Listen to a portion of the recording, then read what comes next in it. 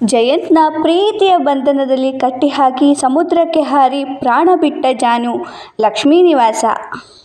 ನಮಗೆಲ್ರಿಗೂ ಗೊತ್ತೇ ಇದೆ, ಚಿನ್ನು ಮರಿನ ಜಯಂತ್ ನಿದ್ರೆ ಮಾತ್ರ ಕೊಟ್ಟು ಯಾಮಾರಿಸಿ ಶ್ರೀಲಂಕಾಗೆ ಕರ್ಕೊಂಬಂದಿರ್ತಾನೆ. ಅಲ್ಲಿ ಅವ್ನು ಹೇಳ್ದಂಗೆ ಕೇಳಬೇಕು ಅಂತ ರಿಕ್ವೆಸ್ಟ್ ಮಾಡಿಕೊಂಡು ಪ್ರೀತಿ ಬಂಧನದಲ್ಲಿ ಕಟ್ಟಾಕಿರ್ತಾನೆ. ಆದರೆ ಅಲ್ಲಿ ಜಯಂತ್ಗೆ ಗೊತ್ತಾಗ್ದಿರ ಸಚಿನ್ ಸಿಗ್ತಾನೆ.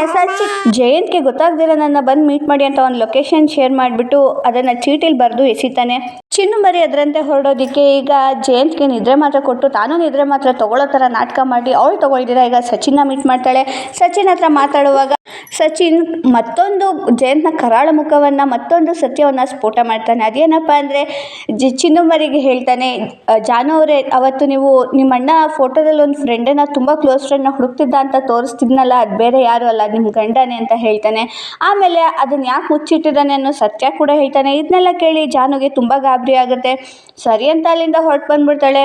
ಮಾರನೇ ದಿನ ಬೆಳಗ್ಗೆ ಚಿನ್ನು ಮರಿನ ಬೋಟಿಂಗಲ್ಲಿ ಜಯಂತ್ ಕರ್ಕೊಂಡು ಹೋಗಿರ್ತಾನೆ. ಅಲ್ಲಿ ಜಯಂತ್ನ ಪ್ರೀತಿನ ಮಾತಾಡ್ಸೋ ಥರ ನಾಟಕ ಮಾಡಿಬಿಟ್ಟು ಚೇರ್ ಮೇಲೆ ಕೂರಿಸಿ ಹಗ್ಗದಿಂದ ಕಟ್ಟಾಕ್ತಾಳೆ. ಕಟ್ಟಾಕ್ತಾ ಪ್ರೀತಿಯಿಂದ ಮಾತಾಡಿಸ್ತಾ ಇರ್ತಾಳೆ. ರೀ, ನೀವು ಹೀಗೆ ಅಲ್ವಾ ನನ್ನ ಕಟ್ಟಾಕ್ತಿದ್ದಿದ್ದು ಪ್ರೀತಿ ಬಂಧನದಲ್ಲಿ? ಹಾಗೆ ನಾನು ನಿಮ್ಮನ್ನು ಕಟ್ಟಾಕಿದ್ದೀನಿ.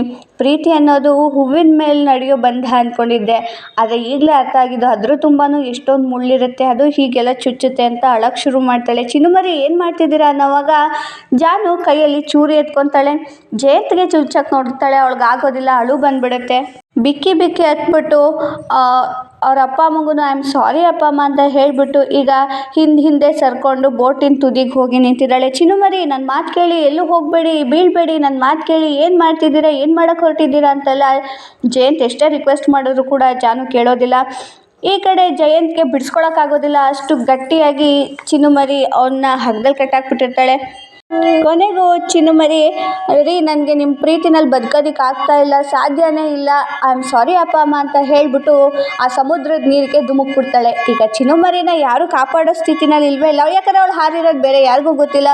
ಜಯಂತ್ಗೆ ಇದ್ರೂ ಕಟ್ ಹಾಕ್ಬಿಟ್ಟಿದ್ದಾಳೆ, ಅವನು ಬಿಡಿಸ್ಕೊಂಡು ಕಾಪಾಡೋದಕ್ಕಾಗಲ್ಲ. ಚಿನ್ನುಮರಿ ಕತೆ ಇಲ್ಲಿಗೆ ಮುಗಿಯುತ್ತಾ ಅಥವಾ ಮತ್ತೆ ಯಾರು ಕಾಪಾಡ್ತಾರಾ? ನೆಕ್ಸ್ಟ್ ವಿಡಿಯೋದಲ್ಲಿ ನೋಡೋಣ. ಅಲ್ಲಿವರೆಗೂ ಬಾಯ್ ಬಾಯ್.